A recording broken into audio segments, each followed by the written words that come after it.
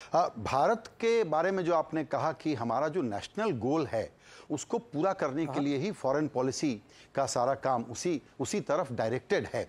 तो मैं ये समझना चाहूँगा, एक आपका बहुत ही इंटरेस्टिंग बयान आया कि चीन के साथ हमने अपने 75% इश्यूज जो हैं वो रिजॉल्व कर लिए हैं, और दूसरी इंपॉर्टेंट बात आपने कही कि जो ट्रेड का इम्बैलेंस है उसको बैलेंस करने की ज़रूरत है। हम में से बहुत सारे लोग ऐसा मानते हैं कि भारत और चीन की कुछ भी समस्याएं हो सकती हैं, लेकिन इंडिया के इकोनॉमिक ग्रोथ के लिए दुनिया भर में जिस तरह का कारोबार और यहां पर इन्वेस्टमेंट की जरूरत है, जाहिर है कि फॉरेन पॉलिसी इसको भी बहुत बड़े पैमाने पर पावर कर रहा है। तो इकोनॉमिक एक्टिविटी और उस रोड मैप के बारे में अगर आप कुछ बताना चाहें तो। देखिए, ऐसा है कि अगर हम भारत की क्षमता की बात करें, जब तक हमारे पास टेक्नोलॉजी नहीं है तब तक हम विकसित नहीं बन सकते। जब तक हमारे पास मैन्युफैक्चरिंग नहीं होगी, टेक्नोलॉजी कहाँ से आएगी? तो हमें जो है, मैं कहूँगा एक किस्म से जो फाउंडेशन जो है, आधार जो है वो मैन्युफैक्चरिंग है। हमें मैन्युफैक्चरिंग को आगे बढ़ाना ही चाहिए। ऑर्थोडॉक्स माने जो नॉर्मल मैन्युफैक्चरिंग और कल की मैन्युफैक्चरिंग जो आपको लगता है न्यू एमर्जिंग टेक्नोलॉजीज़, जैसे सेमीकंडक्टर हैं, जैसे ड्रोन हैं, जैसे स्पेस है, जैसे इलेक्ट्रिक मोबिलिटी है।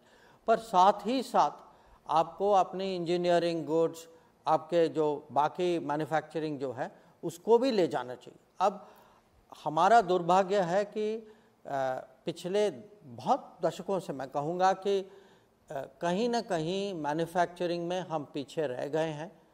जो हमारे यहाँ इस पे अभी भी डिबेट होती है। कुछ लोग का कहना है कि हम मैन्युफैक्चरिंग के काबिल हैं ही नहीं। कुछ लोग जो हैं एनवायरनमेंट के एक किस्म वो कारण तो कहते हैं, पर एनवायरनमेंट के तर्क पे वो बाधाएं डालते हैं।